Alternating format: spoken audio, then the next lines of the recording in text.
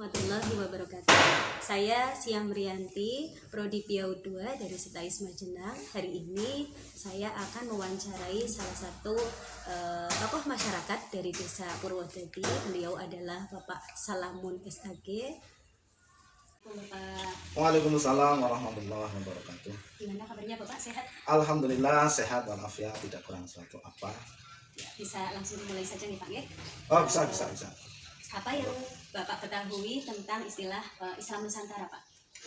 Sepemahaman saya, yang namanya Islam Nusantara itu kan istilah yang dicetuskan untuk Islam yang berkembang di bumi Nusantara ini.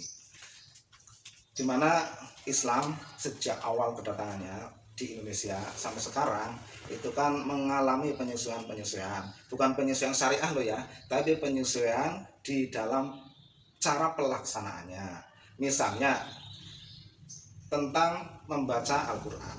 Nah, membaca Al-Quran itu kan syariah.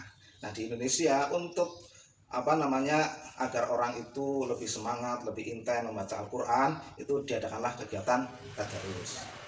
Ada hafidh-hafidhoh, mereka kan juga harus menjaga hafalannya. Untuk membantu mereka menjaga hafalannya, diadakanlah semaan Al-Quran. Demikian juga dengan kegiatan-kegiatan yang lain seperti yasinan, tahlilan. Itu kan kreasi para sesepuh di Nusantara ini untuk memudahkan di dalam pelaksanaan syariah Islam. Itulah kalau menurut saya yang dimaksud dengan Islam Nusantara. Lanjut nih Pak, apa tanggapan Bapak mengenai pro dan kontra yang terjadi di masyarakat tentang Islam Nusantara? Baik, tentang pro dan kontra tentang istilah Islam Nusantara, itu begini tanggapan saya. Selama ini Islam sudah berkembang di bumi Nusantara. Nah, Islam yang berkembang di bumi Nusantara ini, ya, itu yang sudah mengalami penyesuaian ya di dalam cara pelaksanaannya. Diistilahkan oleh para ulama kita dengan Islam Nusantara. Jadi Islam Nusantara itu sebetulnya untuk mengistilahkan Islam yang sudah ada, yang sudah berkembang di bumi Nusantara ini. Ada istilah atau tidak ada istilah Islam Nusantara, ya inilah Islam yang ada di Nusantara ini. Nah, jadi diistilahkan dengan Islam Nusantara atau tidak diistilahkan dengan Islam Nusantara, Islam di Indonesia, ya seperti yang kita lihat sekarang ini. Jadi menurut hemat saya, yang pro itu menurut saya ya benar saja. Karena apa? Karena istilah itu datang belakangan untuk merumuskan kondisi Islam yang sudah berkembang di bumi Nusantara ini.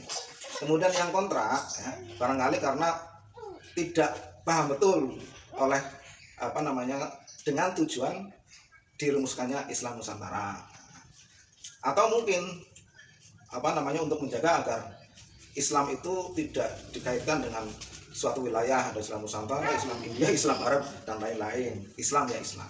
Jadi menurut saya itulah adanya pro dan kontra tentang istilah Islam Nusantara. Yang suka dengan Islam Nusantara kalau menurut saya sah-sah saja, karena Islamnya tidak baru, ya. Islamnya juga tidak beda, ya. Jadi Islamnya seperti yang kita lihat, seperti yang kita amalkan di bumi Nusantara ini. Pertanyaan terakhir Bapak, apakah menurut Bapak menyetujui dengan adanya istilah Islam Nusantara? Kalau saya sih begini ya, seperti yang saya katakan tadi bahwa Islam yang sudah berkembang di Indonesia oleh sebagian ulama kita diistilahkan dengan Islam Nusantara. Jadi ya saya setuju saja. Karena apa? Karena istilah itu kan hanya untuk menunjukkan kekhasan Islam yang berkembang di Nusantara ini. Bukan dengan syariat baru, bukan dengan ajaran baru, bukan. Tapi Islam Nusantara itu digelontorkan atau dibumikan atau dipopulerkan itu hanya untuk menunjukkan kekhasan Islam yang berkembang di bumi Nusantara ini. Nah, berarti bisa saja saya setuju dengan hal ini. Terima kasih atas jawaban dan juga waktu yang sudah diberikan nih Bapak. Demikianlah tadi wawancara kita seputar tentang Islam Nusantara. Saya Siamrianti pamit undur diri. Wassalamualaikum warahmatullahi wabarakatuh.